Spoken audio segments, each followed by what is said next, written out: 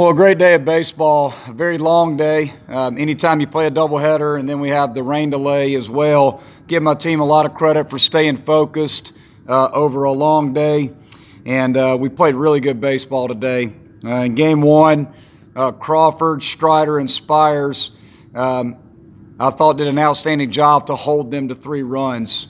They had a lot of really good at-bats in that first game today. We had runners on base constantly. They pitched out of some tough jams. We played really well defensively, and we had a hard time scoring. I mean, we really did. I thought their starting pitcher, Thomas, was very, very good, and we had a great 4th inning.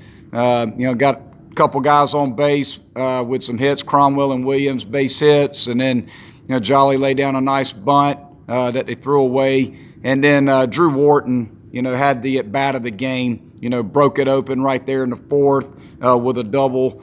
And, and then we just kind of held on, scored a couple more runs late. But, the name of the game was those 3 guys and their ability to pitch out of tough spots, tough jams in game 1. And then in game 2, definitely want to recognize Jake Higginbotham. He took a line drive that that hit him in the shoulder, hand, and face, but was able to pitch his way out of it and get a win. Travis Morrow was outstanding out of the bullpen, gave us 3 innings with no walks and 3 strikeouts. And then Sam Weatherly did a great job with his 1 inning of relief. And we swung the bats well. We scored 7 runs in the first.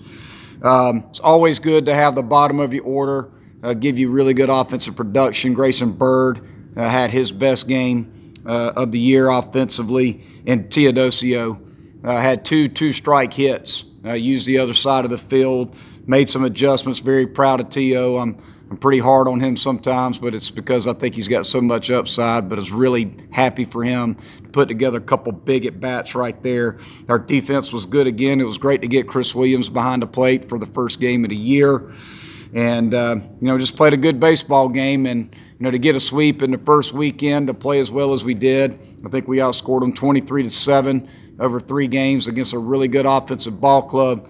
Very proud of my team, and we'll definitely enjoy the day off tomorrow. Was it just the right time to get Chris back behind the plate?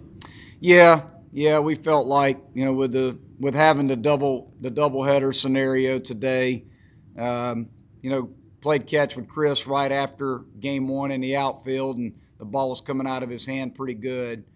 We felt like, that this 3rd game with Higgy pitching, being left-handed, makes it a little bit tougher for you to run on a left-hander. And, Chris's arm strength is getting him better and better day by day, and it was awesome to be able to get him behind the plate.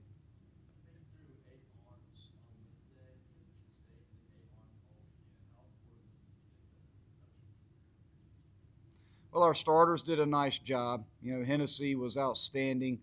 Crawford kept us in the ball game, and Higgy did a great job today. I think, what you see with our team is we like to use our bullpen, and we feel like we have some depth in the pen, and we have guys that are capable of pounding the strike zone and getting out. So, there's a lot of teams that aren't as fortunate as we are, and I've coached teams where, you were hesitant to go to the pen. You wanted to keep your starters in there. But we feel like we have plenty of options. If our starters get in trouble, and we feel like we have a number of guys, and we still had, 4 or 5 guys that we could have went to that we didn't even pitch. So, it's always a good feeling to want to use your bullpen because you feel like you have some options down there. Well, Spencer, and I forgot, I didn't mention him, and I wrote his name down, so glad you brought him up. Spencer did an outstanding job out of the bullpen. It was great to get Spencer in there after a tough start against Michigan State. We needed to get him back in the game, get him back on the mound. Did an outstanding job of competing for us and giving us quality innings out of the pen.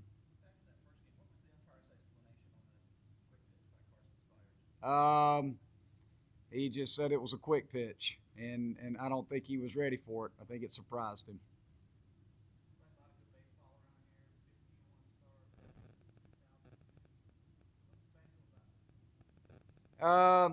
Well, I think from what I've seen so far, and we're only 16 games into the season, so we've got a long season to go.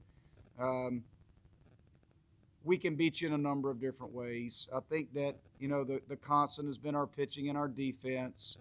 It seems like if you watch our team, somebody's going to make a big defensive play or two with runners on base to get us out of jams. The fact that we have the depth in the bullpen that we have, our starters, it makes me feel good as the season continues to progress. We continue to pitch the way we are out of the bullpen. We don't have to stretch guys out. Hopefully we'll be able to keep our starters fresh throughout the course of the year because we can turn to our bullpen.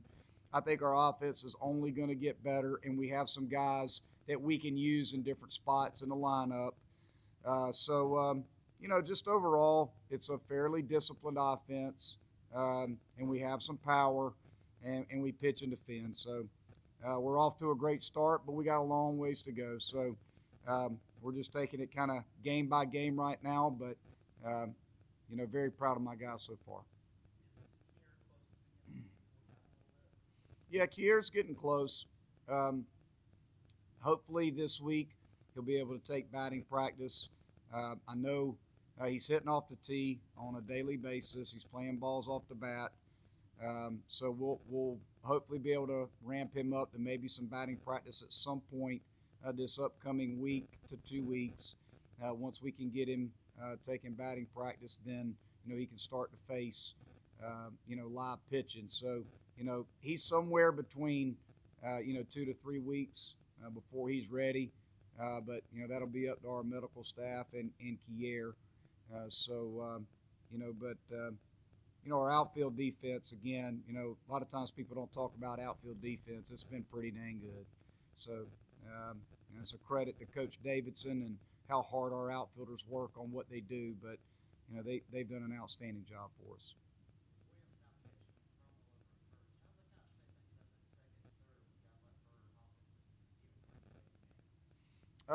Well, with Cromwell over at first base and Chris Williams catching, it gives us some options. It gives us the option to play Bird at third base. Hawkins can play over there too, and Greeny obviously is a good defensive second baseman. So, we'll just look at it. We'll look at the matchups. For facing a left-hander, you have the option of playing Hawkins and Green. Facing a right-hander, you could play Bird and Green or Bird and Hawkins. I mean, we've got options between those three guys. So we feel pretty good about any one of them that we run out there. They're all, veteran players and experienced and bring different things to the table. Yep.